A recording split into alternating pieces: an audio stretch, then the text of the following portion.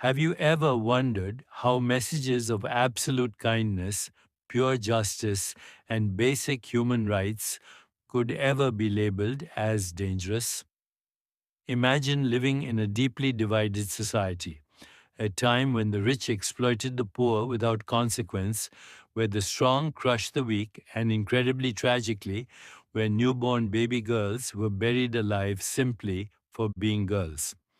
In the midst of this dark period of human history, a voice emerged from the deserts of Arabia, the voice of a man known for being gentle, always offering a helping hand, and always wearing a warm smile.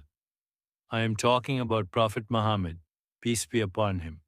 And today we are going to explore why the elites of his time were absolutely terrified of him and called his ideas dangerous.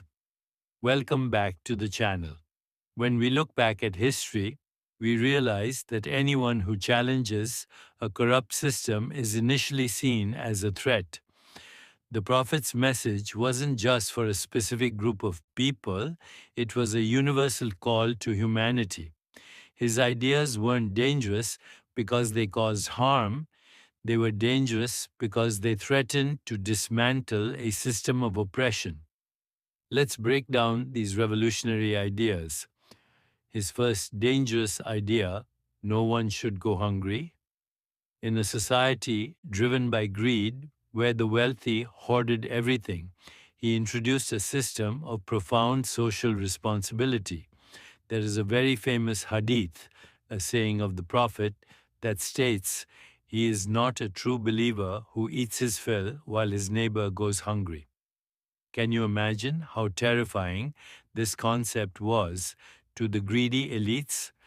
To be told that your faith and your humanity are directly tied to how you treat the poorest person living next to you. God commands us not to hoard our wealth, but to be the caretakers of each other. His second dangerous idea: absolute justice and equality. He openly declared that the strong must not oppress the weak. The elite and the slave were equal standing side by side.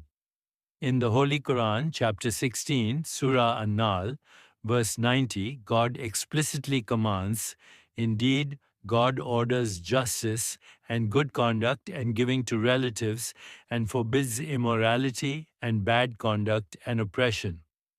This concept of equal justice was a direct strike against the powerful tribal leaders who believed they were above the law. But perhaps his most revolutionary and dangerous ideas were regarding women's rights. In that era of ignorance, women were often treated as property. They had no say in their lives. Prophet Muhammad came and completely shifted this paradigm. He established that a woman cannot be forced into marriage. Her explicit consent is absolutely mandatory.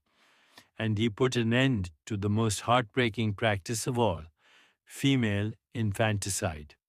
He ordered the society to immediately stop burying their daughters alive. The Holy Quran addresses this horrific crime with a chilling warning about the Day of Judgment in chapter 81, Surah At-Takwir, verses 8 and 9, saying, "And when the girl who was buried alive is asked for what sin she was killed, he taught that daughters were not a burden but a profound blessing from God."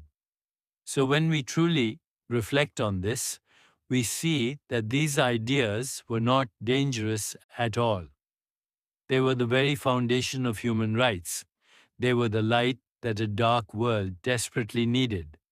He taught humanity to love one another, reminding us that true strength doesn't lie in oppressing others, but in lifting them up.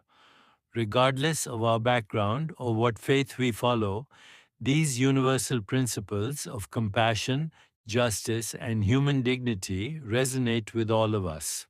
If our modern world could truly implement these basic ideas, that no one goes hungry, that the strong protect the weak, and that women are treated with equal respect and dignity, what a beautiful world we would live in.